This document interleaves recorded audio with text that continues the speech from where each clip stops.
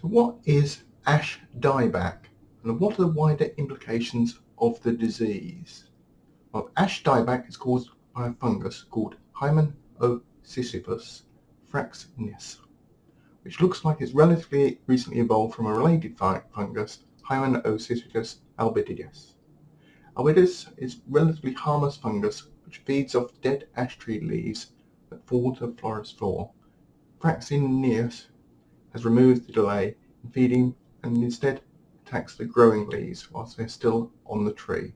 And like its cousin, during the autumn and winter, the fungus will feed on the leaves on the ground instead.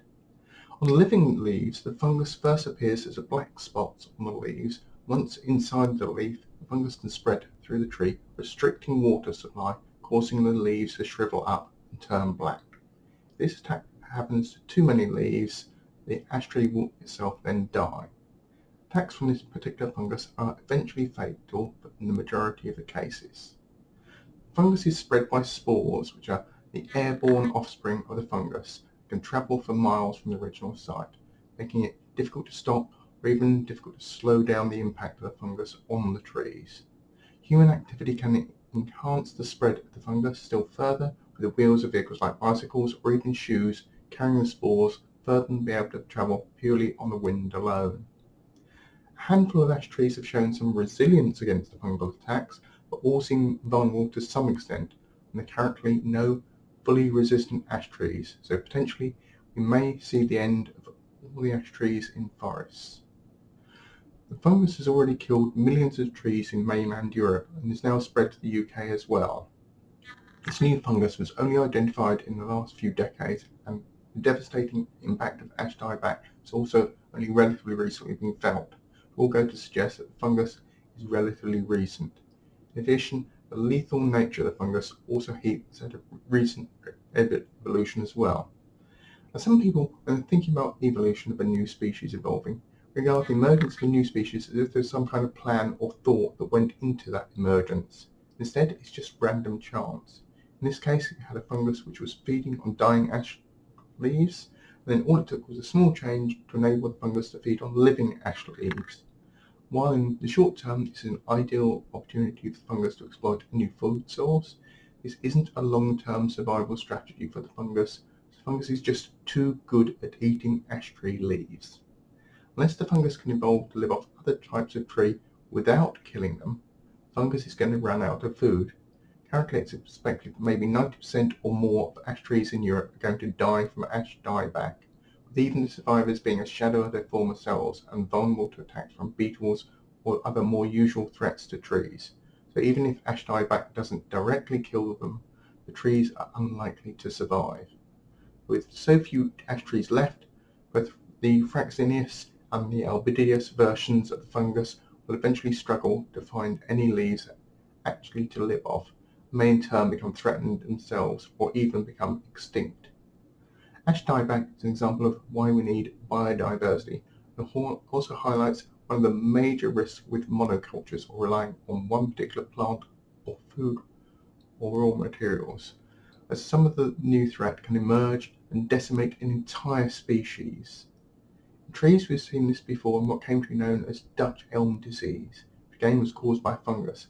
This time the fungus was spread by beetles, with the beetles creating holes in the trees, allowing the fungus to find a way into the tree. Now the bark on the elm is normally resistant to beetles, but a new, larger beetle species was introduced into where the elms were growing, which enabled the fungus to more easily get inside the trees to cause the damage. Now many of the world's tree plantations for timber or even paper production have historically been of a single species of tree. It makes it far easier both planting and harvesting of the wood, but this does leave them potentially vulnerable to the emergence of a new disease or threat. The existence of a monoculture puts pressure on life to evolve to adapt to a new situation and a new food source. It's these new evolutions which can potentially devastate the tree farming industry. Then once a disease does emerge, it would rapidly spread from tree to tree. In recent human history, the reliance on a single species had a social as well as biological impact. In Ireland, there was a reliance on a variety of potato called a lumper, which was then infected by a new water mold from America, which thrived in cold, wet conditions. plant had no resistance to the disease, and the Irish potato famine followed as a result. And the deaths and the migration of the Irish population dropped in Ireland from around 8 million to a level which is only now close to returning to.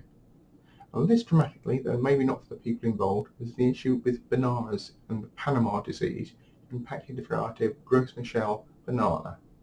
Panama disease was another fungus-based disease which virtually wiped out all the Gros Michel variety, now left us with all the bananas being eaten a version of the Cavendish banana. Gros Michel was originally favoured since it had a thicker skin and could be exported around the world undamaged. So when Panama disease struck, it wiped out nearly all the bananas growing in the world. The impact started in Central America and then spread to the Caribbean, causing many people to lose their jobs, many countries also to lose most of their income from trade. Now, because evolution is never a finished process, Panama disease is still evolving. New strains, and potentially now the Cavendish variety of banana, may also soon fall victim to Panama disease. Evolution also needs to be seen in terms of generations rather than years. The quicker an organism gets from one generation to another, in general, more evolutionary traits will emerge. So fungi will generally evolve much faster than trees or other plants can evolve to counter the new threat. So whether it's trees, or food crops, or even plants like cotton used for our clothes, they're potentially vulnerable to a new disease wiping them out, and the more we rely on a single species of plant, the more vulnerable we are.